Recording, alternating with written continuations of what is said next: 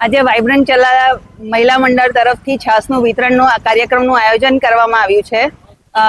સાગા કાંસાની સામે ગરમીમાં લોકોને રાહત મળે એના માટે અમે આજે આ પ્રોગ્રામ કર્યો છે અને ઘણા એવા પ્રોગ્રામ અમે આગળ પણ કર્યા છે અને કરતા રહીશું. અને લોકો અમને ઘણો સારો અહીંયા લોકો તરફથી એ પણ મળ્યો છે, રિસ્પોન્સ મળ્યો છે અને અમને ઘણો આનંદ થયો છે. બધી બહેનોએ પણ ઘણો અમને સહકાર આપ્યો છે, એટલે અમને ઘણી ખુશી થાય છે લોકોને આ સેવા કરીને.